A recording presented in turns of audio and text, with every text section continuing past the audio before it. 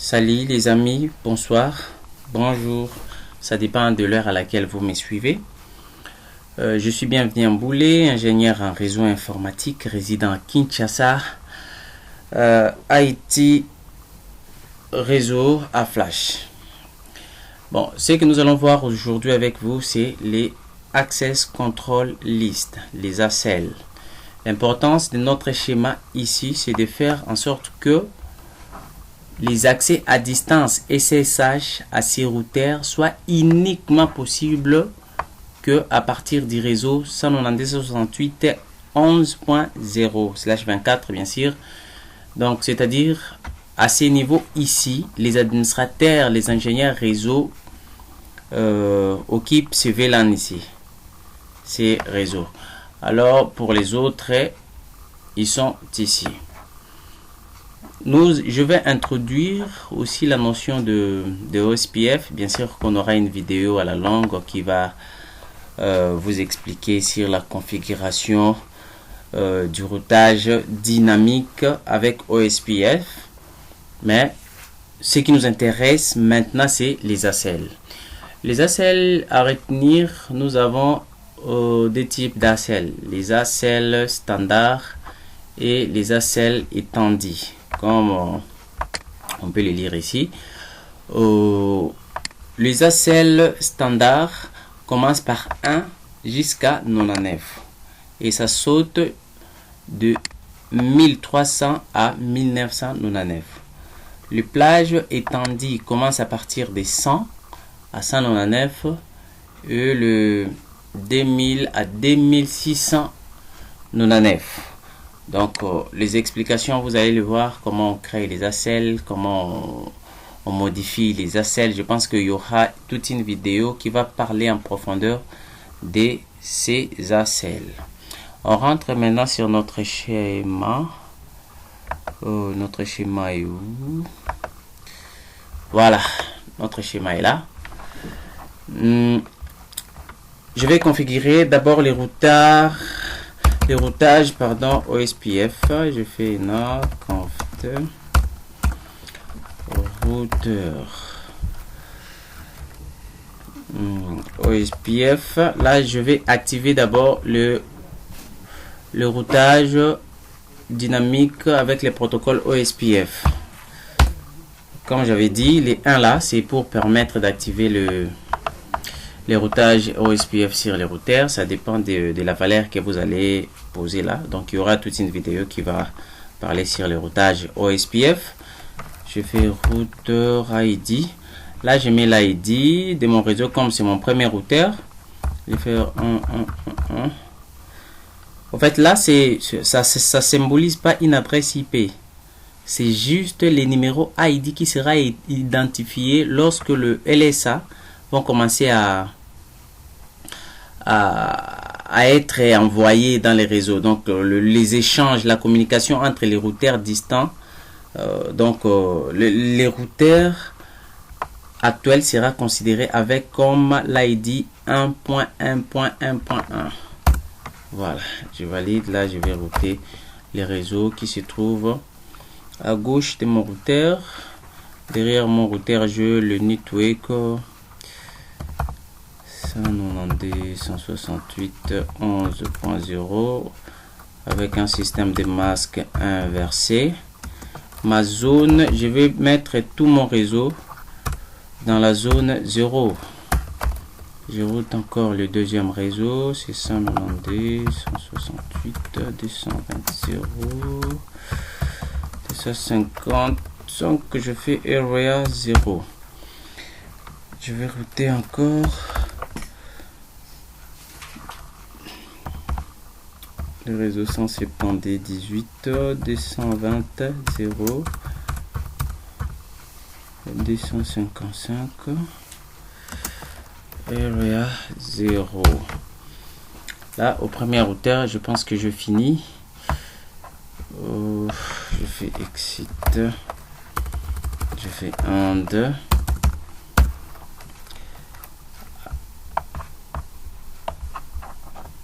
Je configure mon routeur de Mbandaka, enable. Je vais nommer directement mon routeur. Je nomme mon routeur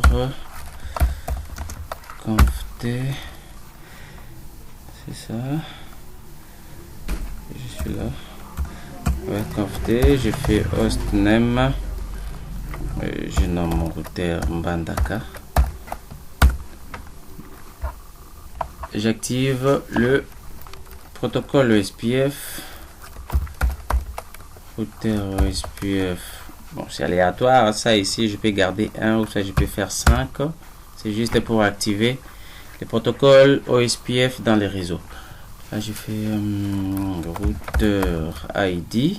Bon, comme c'est mon deuxième routeur, je fais 2. Je valide. Je vais router les réseaux derrière ces routeurs. C'est le réseau 192, 168, 230, 0, masque inversé.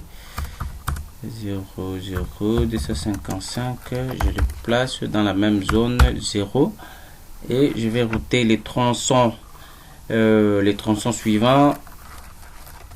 Network 172.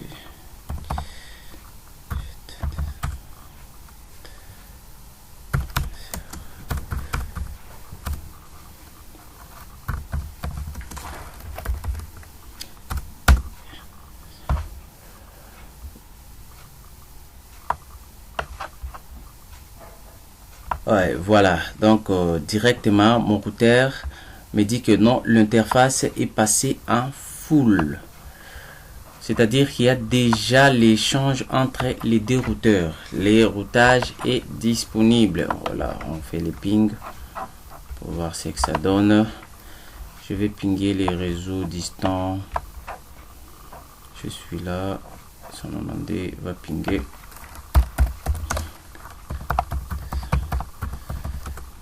168 230.2.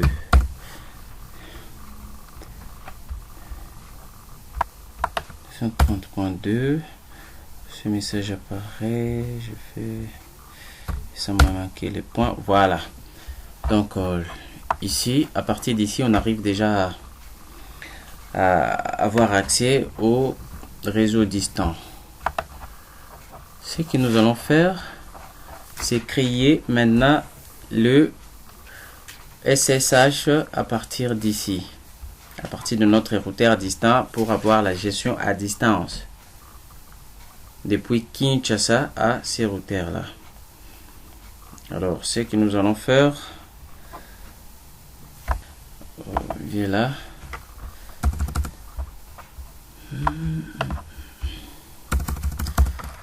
je fais exit. Ouais, je crée mes ACL. Access control list 1. Il va permettre,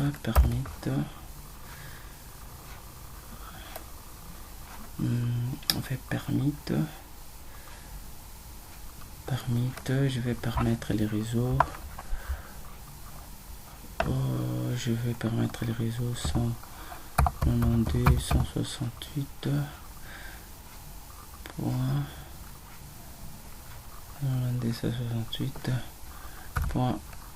11.0 masque inversé 255. Ici, qu'est-ce que je vais voulais dire? Je dis access list 1 permit 192.168 11.0 et les masques inversés, ce qui veut dire accès à ces routeurs, je donne uniquement accès au réseau 192.168.11.0 à passer sur les routeurs de Mbandaka. Donc uniquement les trafics des réseaux 11 va passer ici en Mbandaka. Cela ne finit pas là. Je vais bloquer tout le reste. Access control list 1 deny any. Je fais any. Comme vous pouvez le constater, on fait d'abord les tests de ping avant de d'affecter notre stratégie au niveau de l'interface. Je fais ping 190, 168, 230.2. Ça, c'est les réseaux distants. Donc, ça arrive à atteindre notre réseau d'ici, 230.2. Comme on peut le voir, notre IP ici est 2. Voilà. Je vais maintenant affecter notre ACL à l'interface serial. Serial S03 0 IP ACL groupe 1 in. Ce qui veut dire toutes les requêtes qui viennent entrer, parce que ces routeurs a deux interfaces. Nous avons l'interface d'entrée et l'interface de sortie. Comme les requêtes viennent d'en gauche pour la droite, ça est considéré comme l'interface in et ici out.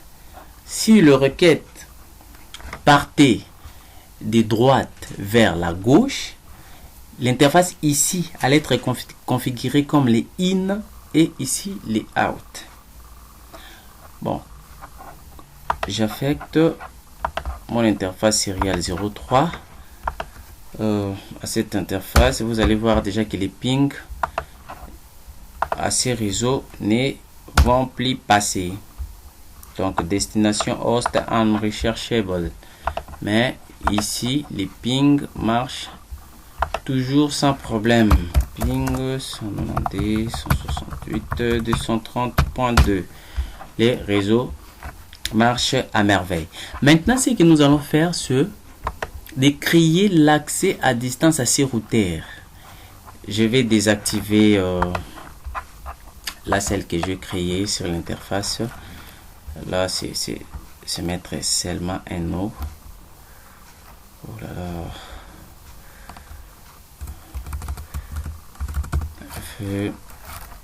No IP access group 1 in. Donc si on fait les tests, notre ping va marcher parce qu'on a annulé la stratégie qu'on venait d'appliquer à cette interface. Voilà, les ping est là.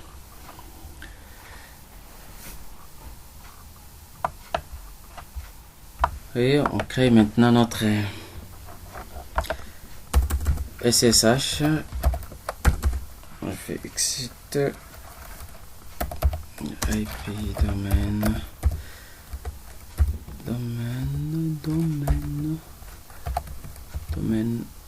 Oh là là. IP domaine lookup. Non. IP domaine, c'est le domaine name, le nom du domaine. Pour mon interface, je fais par exemple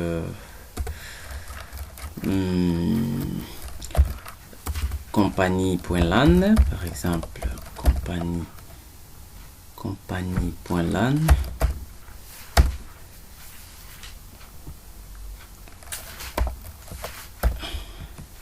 Les crypto key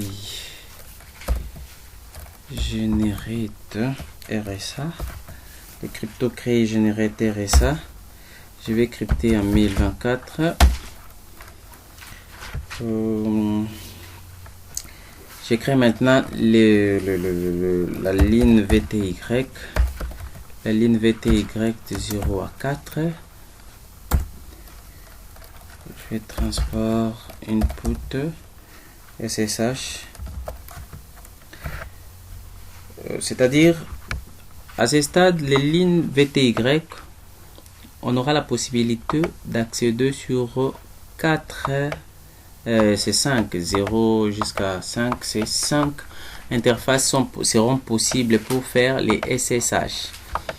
Le transport input SSH, ça sert juste à imposer aux utilisateurs de se connecter que sur les SSH, c'est-à-dire l'Ethernet ne sera pas disponible. Ok, je fais login local, j'impose les connexions SSH, Je sors de mon interface et j'active la version maintenant de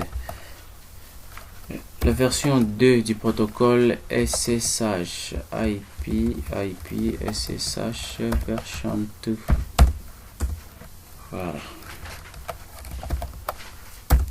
Voilà, jusque là c'est bon. J'ai créé maintenant l'utilisateur qui va se connecter à distance à mon routeur. Je fais par exemple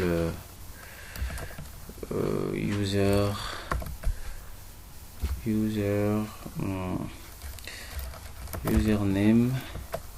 Non, je dois faire mot de configuration conft. Qu'est-ce que j'ai écrit là? Username, je fais embouler mon nom,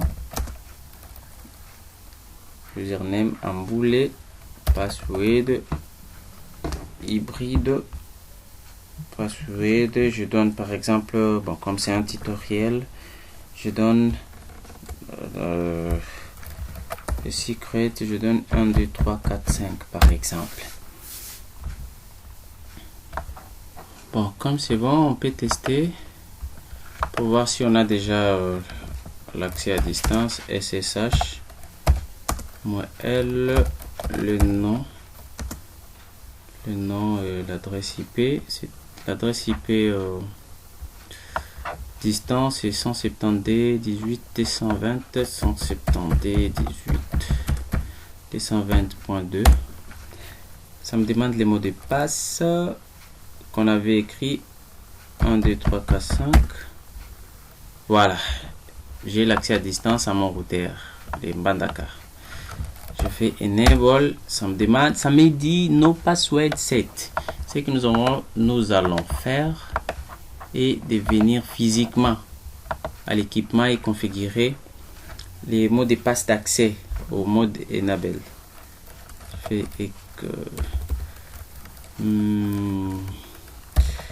j'ai oublié encore la commande enable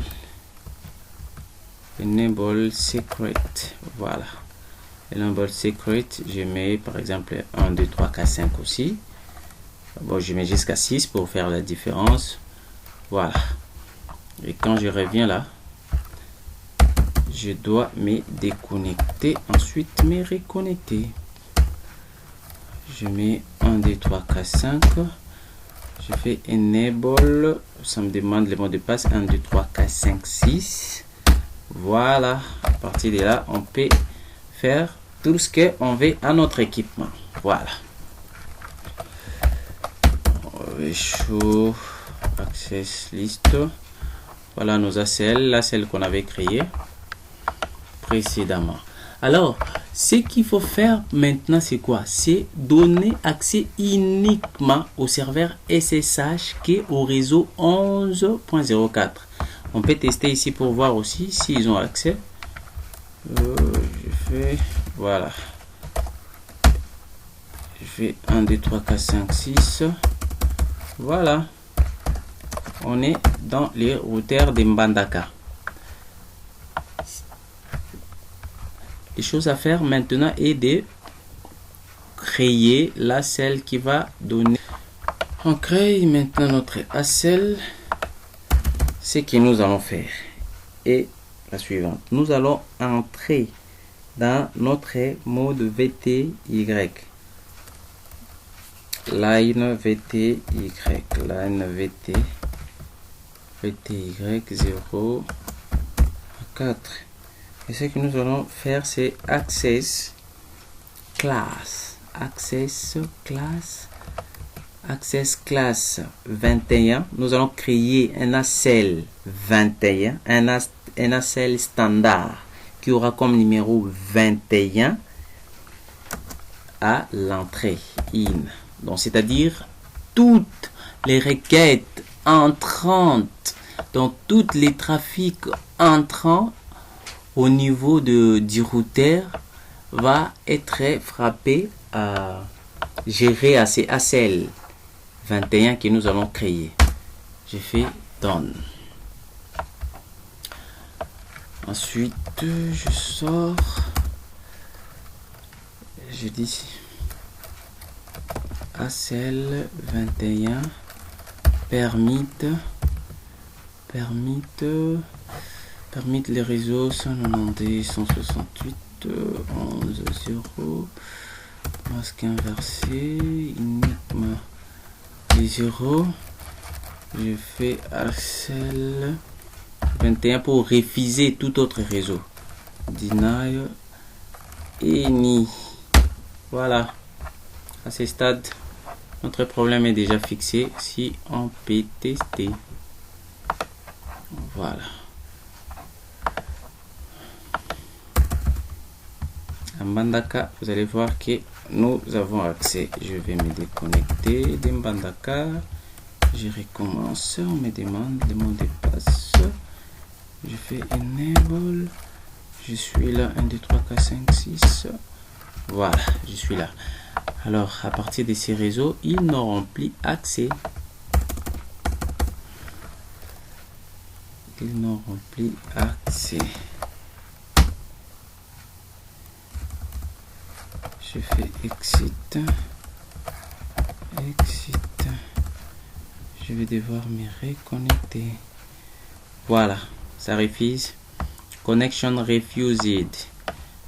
Vous voyez, donc voilà la fin de notre chapitre. Mais pour le reste, nous allons faire un module qui va vous expliquer sur les routages, les ACL, les routages statiques, dynamiques, les OSPF à zone unique, multizone.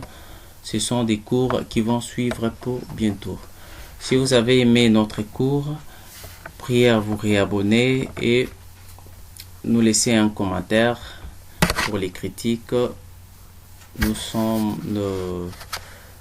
Les critiques sont les bienvenus. Nous attendons vos commentaires, vos j'aime.